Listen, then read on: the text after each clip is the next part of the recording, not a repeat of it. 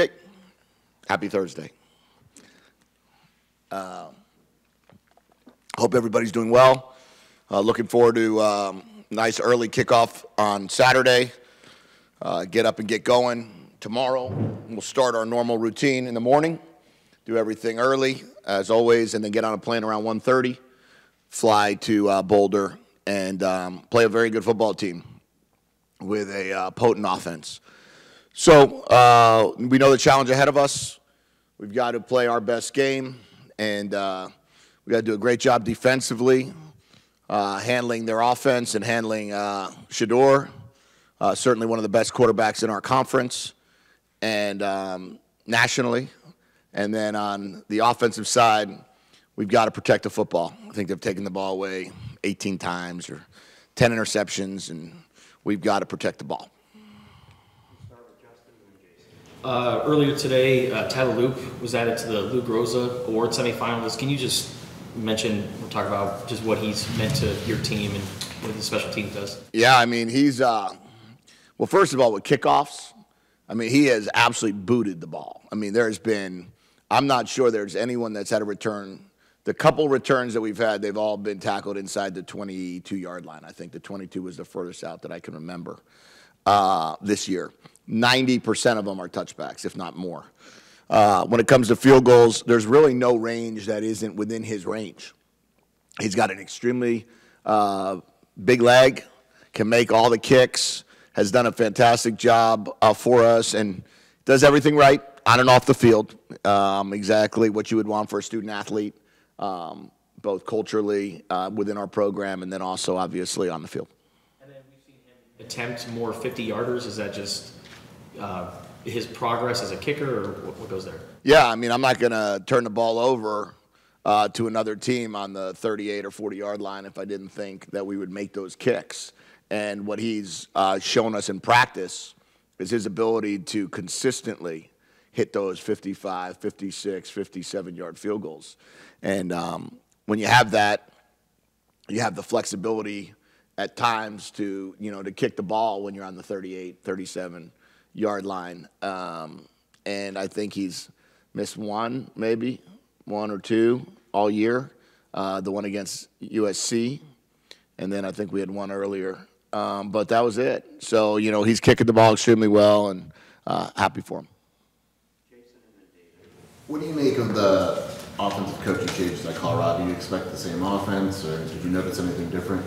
Yeah, I mean, I know Coach Shermer well, so I've been around him at different times, recruited his son, as a matter of fact.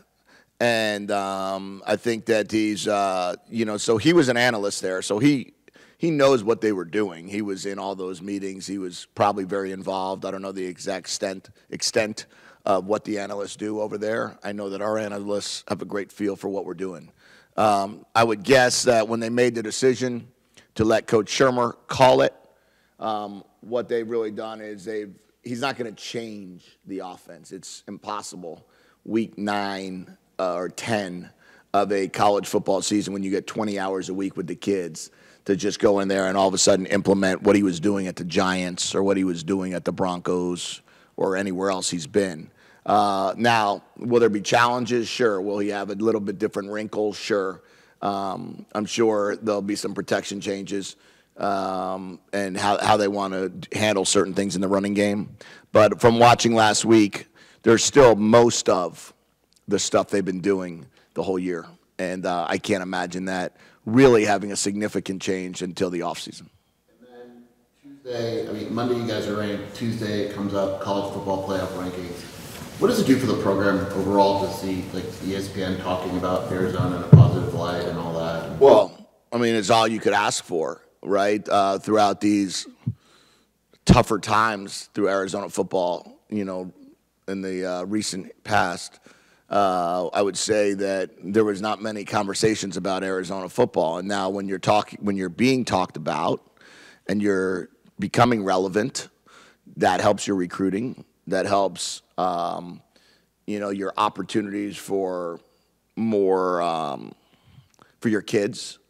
Maybe there's some more NIL opportunities. The more you're talked about, the more wins you have, the more the fan base are willing to support our kids. The more money that goes into a collective, the more multimedia rights or some more marketing opportunities our kids might have. So everything that we can do to help our kids is happening. And then winning, as I've told them for 3 years, is what really helps. And that's the truth. You want to get paid more, win more. You want to get more opportunities, win more. And that's really what it comes down to, and I think that's really the biggest benefit that they're seeing.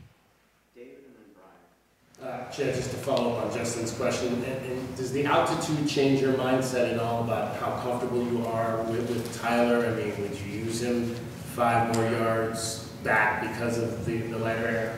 Yeah, I mean, the altitude obviously is certainly helpful. We have good altitude. We're a little bit above sea level here, so we've seen what it looks like. Obviously, now you're more above sea level, so you have a chance for the ball to fly even further. Punting the ball from the 40 is almost a guarantee that it's going in the end zone. It's almost impossible to control it.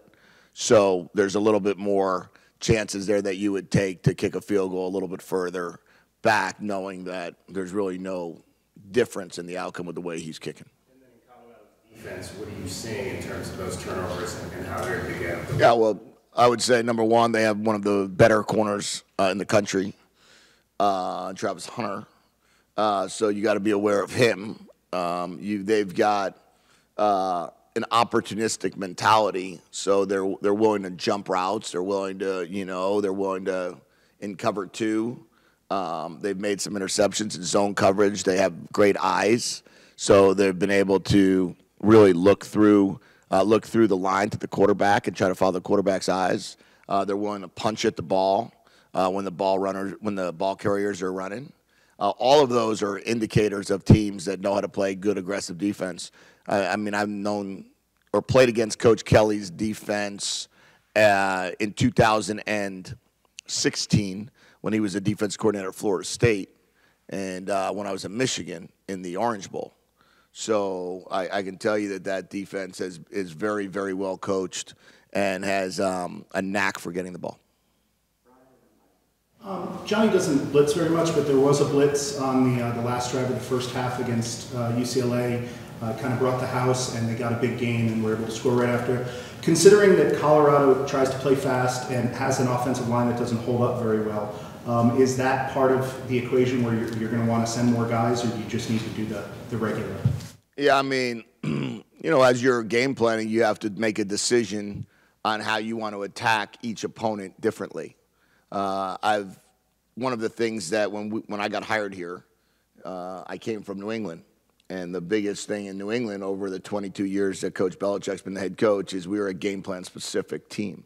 So each week you're going to determine what is it going to take to beat that opponent regardless of what you did the week prior.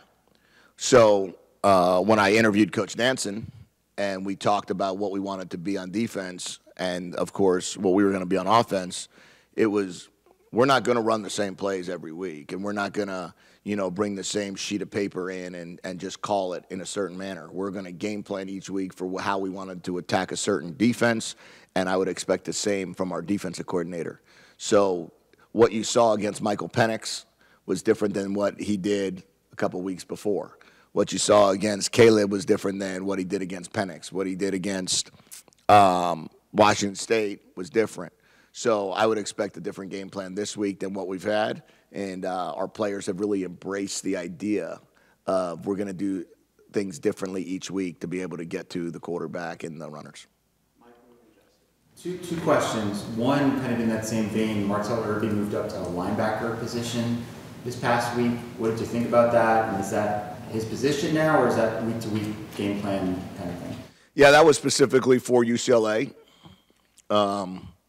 We thought that we thought we had a good idea of how we wanted to defend him, and we wanted let's call it a DB playing linebacker. That's what we thought was the right fit for us against them in that particular game. How we handle this week, we'll see on Saturday. But Martell is a DB; he's a nickel, and one of the other issues is Traden Stukes is playing at such a high level. You don't want to take him out. So when you have guys that have certain skills and bring certain things to the table, you want to keep them in. So it's how do you get him in and not take another guy out? There were meetings this week and stories about the university having financial issues. Is this something that concerns you in terms of getting the resources that you need to have the football program that you want to have? Yeah, right now, I got to tell you, I'm concentrating on beating Colorado. I clearly know and have heard and read some of those articles, but our focus is let's just keep trying to win games, and let's get to 7-3. You were with Deion Sanders in Baltimore. Any primetime stories or anything that you could share about your guys' time together? No, I think I mentioned before, he's a fantastic guy. He's got great character, great personality, one of the best players who's ever played the game. And Colorado's lucky to have him. And it's going to be great to see him on the field before the game for 1 minute or 2 minutes, whatever that is. And then after that, I wish him the best of luck. I wish his team the best of luck. But, no, I just remember him as a outstanding – for us, he played nickel. So at that point in his career. And then just the message to your team now as you go into the final quarter of the regular season. Yeah. Win one game at a time and try to be 1-0. And we've got 3 games left. We got 1 home game left. We need to sell out that home game.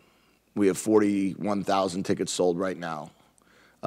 They sold 5,000 tickets after the UCLA game for this game. And now we got to find a way to sell the remaining 9.